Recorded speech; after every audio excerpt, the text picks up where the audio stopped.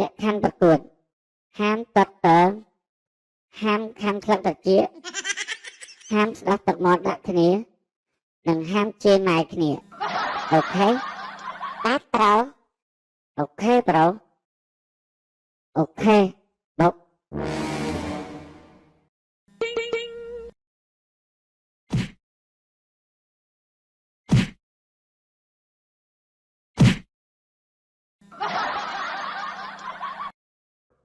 Hello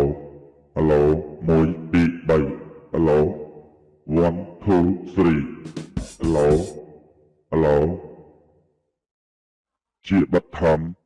ខ្ញុំសូមគោរពពុកម៉ែបងប្អូនទាំងអស់គ្នាឲ្យបានជ្រាបថានេះជាកម្មវិធីប្រកួតមិត្តភាពស្លាប់រស់រវាងកីឡាករដើមភូមិនិងចុងភូមិ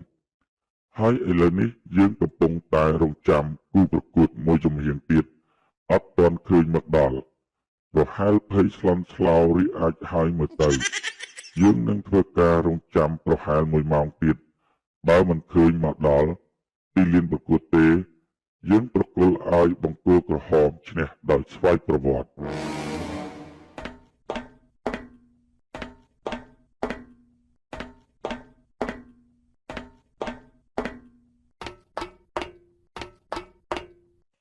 My friend មិនតាន់ថាកន្លែងប្រកួតទេ My friend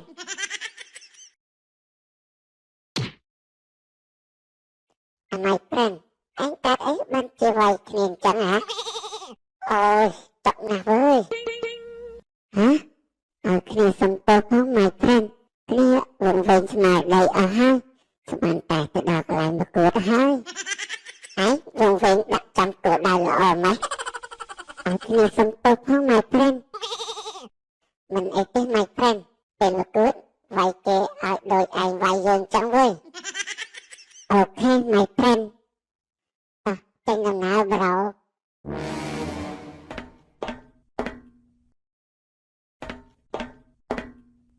បាទឥឡូវគូប្រកួតបានមកដល់ហើយបាទអញ្ចឹងការប្រកួតនេះរៀបចំប្រកួតឥឡូវតែម្ដងបាទ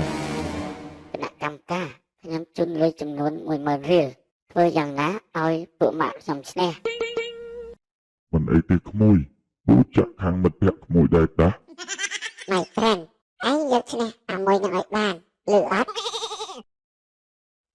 គ្នាមើលទៅអាមួយនឹងជាមនុស្សមិនធម្មតាទេវើយមិនអីទេ My friend យើងត្រូវតាំងចិត្តឲ្យក្លាហានរឹងមាំបើយើងទុំជ្រីយើងចាញ់គេហើយតែកុំភ្លេចលើកខណ្ឌសត្វត្រជាវាឲ្យបានវើយអូខេស្មាញ់ មុនធ្វើការប្រកួតខ្ញុំសូមនិយាយប្រវត្តិរូបសង្ខេបកីឡាករទាំងពីរបង្គោលខៀវមានឈ្មោះថាតាត្រងោលមានកម្ពស់1.40 ម៉ែត្រមួយហ៊ុន2លីមានទម្ងន់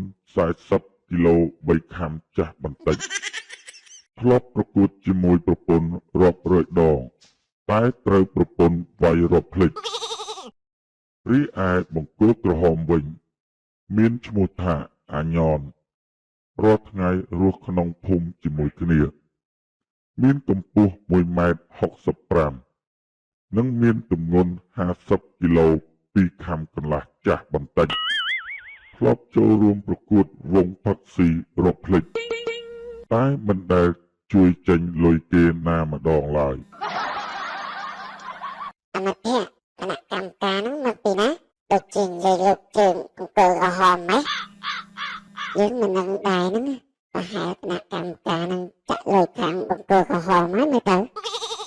បង្គោលក្រហមនិងបង្គោលខៀវមានលក្ខអាវុធអត់អត់មានទេបាទខ្ញុំក៏អត់មានដែរបាទលក្ខខណ្ឌប្រកួតហាមទាត់ទងហាមខាំក្លឹបត្រចៀកហាមស្ដាប់ទឹកមាត់ដាក់គ្នានិងហាមជេរម៉ែគ្នា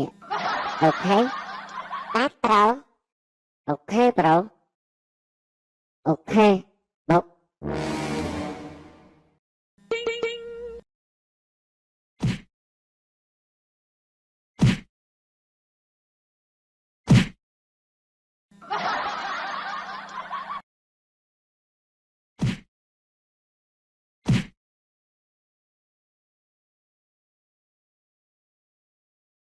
ឥ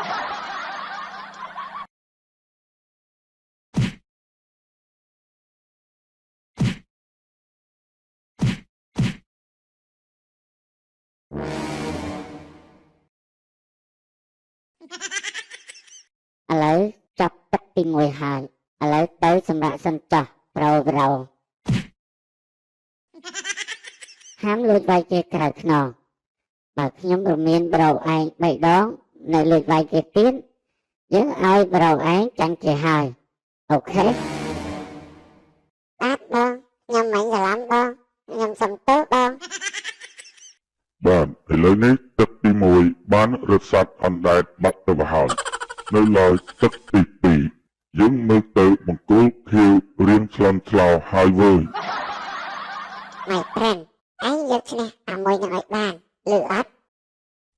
អូខេ My friend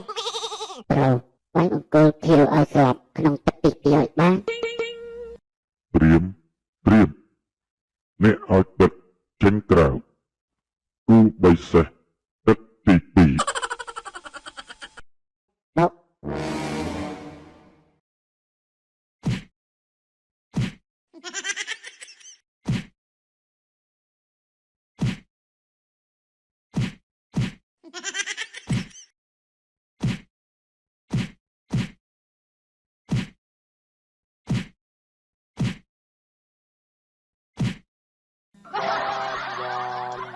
យ៉ាងម៉េចហើយអាចប្រកួតបានអត់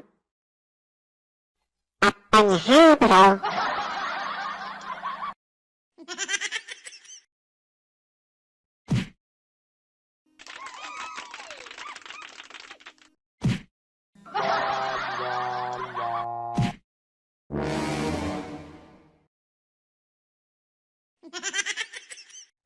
1 2 3 4 5 6 7 8 9 10